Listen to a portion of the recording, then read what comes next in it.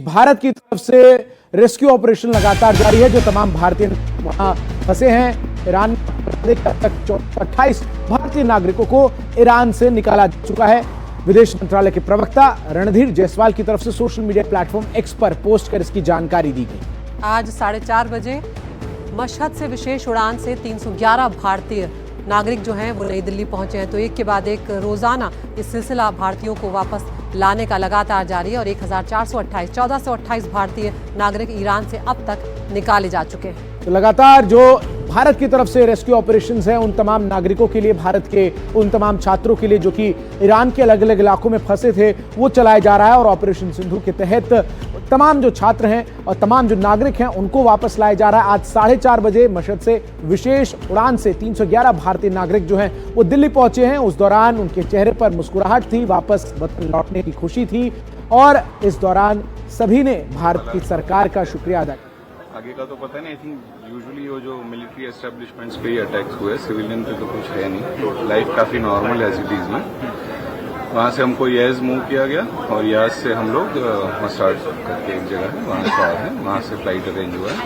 दोनों सिटीज में काफी पीसफुल है वहाँ की और काफी सेफ टाउन है दोनों। तो हम लोग मूव होकर अच्छी जगह पे आ चुके थे। बट कहीं न कहीं सर दबाव टेंशन तो जरूर रहा होगा, जिस तरीके से देश में हालात बने, जिस तरीके से दोनों देशों के बीच। और दूसरा इंटरनेट और वॉइस और डेटा सर्विसेज सस्पेंडेड थी, तो हम कांटेक्ट नहीं कर पा रहे थे। और वहाँ के लोकल सिम कार्ड्स में भी काफी रिस्ट्रिक्शंस हो गए थे because of this situation. Embassy की तरफ से सर जो जिस तरीके से मदद मिली है, भारत सरकार लगातार जिस तरीके से अब तक जो हमारे पास डेटा है लगभग 1200 से ज्यादा लोग इवैक्यूएट हो चुके हैं सेफली, लगातार ऑपरेशन सिंधु चल रहा है, कैसे देखें? बढ़िया है। और वहाँ पे हमको we like to thank captain Sahil. I like to mention his name, he was very helpful and courteous to the group. हमारा काफ़ी अच्छे से उन्होंने जो भी हमारा ग्रुप था उसको हेल्प करी। So thank you so much. एक बार अपना नाम बताते हैं और भारत का। मेरा नाम ध्रुव पांड्या है, मैं गुजरात अहमदाबाद से हूँ। Thank you so much.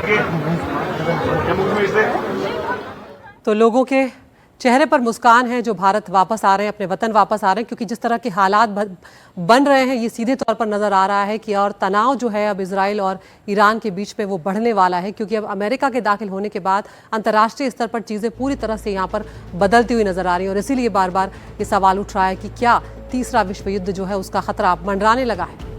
ऐसे में अब बड़ा सवाल ये भी है कि क्या और भड़केगा महायुद्ध, और ये सवाल जो है वो सबके सामने है, क्योंकि जिस तरीके से मिडिल ईस्ट में परिस्थितियां नजर आ रही हैं, उन परिस्थितियों के मद्देनजर किस तरीके से यहाँ के अन्य देश, क्योंकि अब रूस की तरफ से, चीन की तरफ से जो बयान है वो आने शुरू हो गए हैं और ईरान की इन दोनों देशों के साथ मजबूत संबंध है, तो क्या ये दो देश औपचारिक तौर पर वर्तमान परिस्थितियों में शामिल होंगे ईरान की मदद करने के लिए? बड़ा सवाल है। अमेरिका ने ईरान के 3 परमाणु केंद्रों पर हमला किया और उसके बाद जो तस्वीरें सामने आई वो भी अब हम आपको दिखाएंगे कि आखिर किस तरीके से इसका इंपैक्ट जो है हो रहा।